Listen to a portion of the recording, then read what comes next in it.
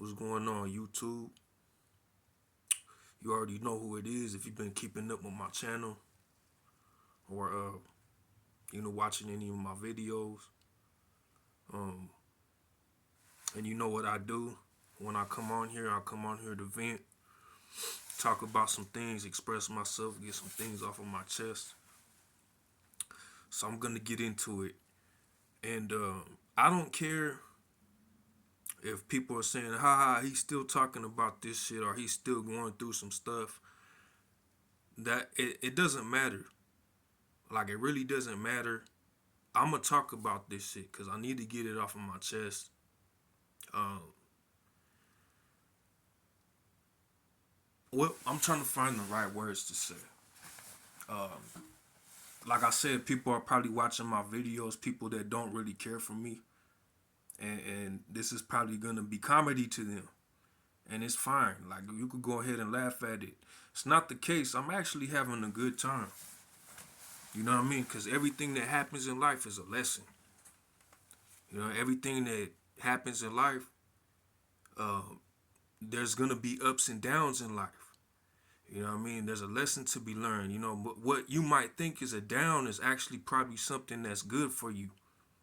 You know, but I'm gonna tell a little story about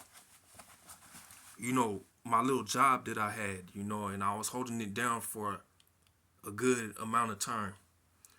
Um, I got good with people in there. Like I was showing up. I had started taking the bus, waking up in the morning, when I had the morning shift. I did many different positions in that place. Um, waking up early, taking the bus, making sure that I got there on time. The first position that I had was dishwashing in that place. And I had asked for full time, you know what I mean? And I was going in there, and you already know what you go through as a targeted individual. You already know about sabotage, and you know about these things. So you go in there and you deal with the funk of a lot of people, but you still have to hold it down in order for you to get paid. And that was what I was doing. And what I realized was this dude had yanked me to he basically, I was in there and I was lasting. I was hanging with the full time. I learned the routine and I got in with the full time and I was doing it. The pay was all right, but this dude had got in the mix, and he pulled me to the side, and he was like, "You're gonna work with me and you can only do part time." Like all of a sudden, like suddenly and inconspicuously, you know what I'm saying? So I thought that was a little off. But you already know the shit that they do. Like I'm not even trying to act like it's justifiable, but you already know what happens when you get put in this program. People that know about being targeted individuals. So I started going in there doing part time, and I started working maintenance. He said you're gonna work maintenance with me and you can only do part time. Then I started noticing, like, it was a struggle getting to work. It was a struggle waking up and having to take the bus to get there. You know what I mean? In the first place. So there was some times where I was like, man, I'm tired. I don't know if I could hang with this. And then I started seeing my hours start to decline. Like now we only got 2 days.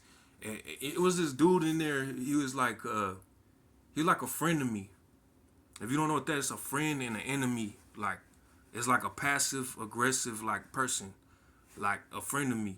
And he would say a whole bunch of stuff like he didn't have no business talking about. But I'm not gonna mention anybody's name in this video because that's not how I roll. You know. Uh. Anyway, this this lady that I work with, like I used to like her a lot. Found out, happened to find out she was racist. Uh, but whatever. I guess that doesn't really matter. But she ended up leaving. And then I had got my hours back. because this manager came in, a new manager, we're under new management, and I got my hours back, and I started having like more days. So I was like, ha ha. You know what I mean? Because this dude was telling me like, oh, like we're gonna narrow it down to like one day, and you're gonna get let go or whatever. And I was just like, whatever, you know. But I talked to my boss, and I got my hours back in maintenance. So I was doing maintenance, you know, for the time being. Then one of my coworkers, the one that actually trained me when I first got there, he had gotten into an argument, and then he got let go, you know. Um, so I ended up filling in for him when he left, you know. So during this time, I finally like, okay, so like, first of all, that year that I had got my hours back and stuff like that, that was the year that I got shot. You know what I mean? And I was still, you know, I still showed up to work, you know, still working and stuff like that, still trying to make money and stuff. I took a little time out, you know, on a leave or whatever for the medical, whatever, you know. But I still, you know, I took out some time, and I had some trouble, like some mental trauma, like mental problems that I was dealing with too. So I had to take time out to like, you know, get my thoughts right and stuff like that. So, but anyway, I kept working, and this was the time that my coworker that trained me in the kitchen the first time, he had to leave, so he left, and I filled in for him. Now during this time, this okay, so like this girl came in there, and this is the person that I want to get to. I really want to get to. Um, I started noticing. So like there's this thing that they do with me. All right, there's this thing that they always resort to with me with the trauma based shit. You know, being in this program, right? So you know, I just seen like a whole bunch of stuff that she was doing, and I was like, I already being in this program, you're already keeping an eye out for certain things because they have you conditioned to certain stimuli. They have you conditioned to certain stimulations. So, you know what I mean? You're just skeptical. You can't trust nothing when you get put in. You can't just live a normal life when you get put in this shit. So, the whole time, this lady, this girl, she was she was antagonizing me. She was trying to provoke me. I'm not gonna mention any names in this video. That's not how I roll. But she started describing things that I had in my own room. She started describing things in my room. She'd never been in here. She had never been in this, but I'm telling you, people have ways of doing this shit these days. All right. So I around this time, I was going through something very personal. I had got jumped. I had fought three people, and still showed up to work with fucking. You know what? I'm gonna post on my community the markings that I had. You know what I mean? There is a video on here that I posted when it happened. All right. So I still showed up, still trying to make money and stuff. You know what I mean? This girl started talking about it. She started talking about things that she didn't have no business talking about. You know what I mean? And she was just trying. She was trying so hard to. I gave this girl my shirt. Like, she actually drove me home a couple times, and I gave her my shirt. You know what I mean? Like, she was like, "Hey, can I have this shirt?" I was like, "Here." I was like, "Here, you can have it." But anyway, she started just doing things that she had no business talking about. She had started talking about things, and it was just like she was trying to like provoke me, man. One of the days I tried to be like, "Hey, what's up?" You know, because there's a gang of food in there. I know it's not what you're supposed to be doing. There's a gang of food in there, and I'll go and pick like a fry or an onion ring or something like that.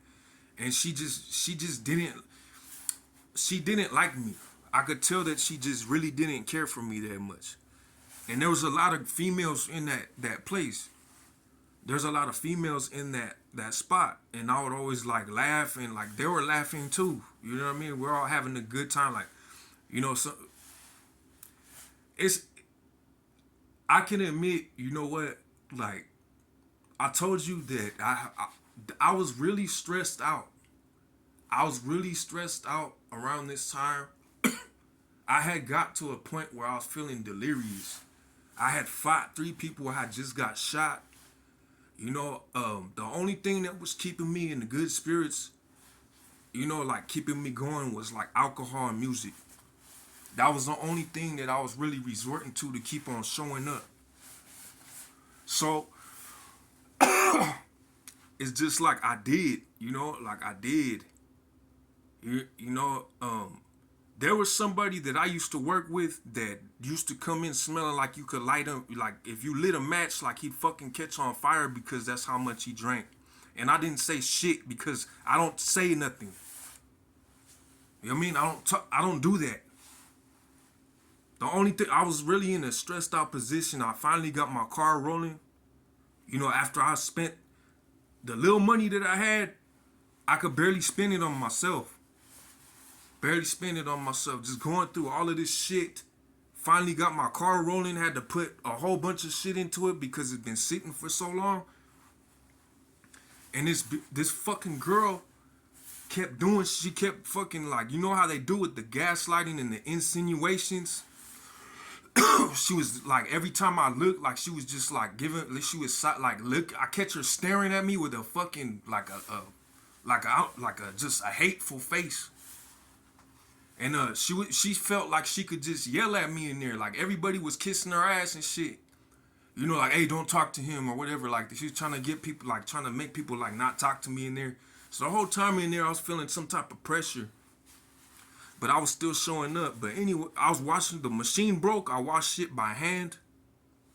You know what I mean? I washed the dishes by hand when the machine broke. But finally, she said something. She was just like, she said like, get your dirty hands out of some shit. And I fucking just snapped. I snapped and I'm like, she snapped at me, so I fucking snapped back.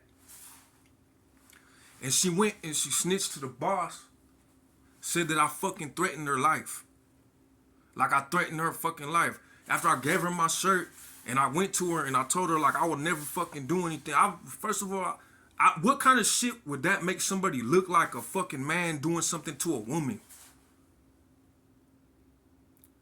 There's people have done some shit before. There's people like that. I'm not one of those fucking people, man. But I've been dealing with so much. This is what it is. It's like they're trying to bait you in the fucking snapping or doing some shit. Doing some shit fucked off because they're trying to fuck your money up.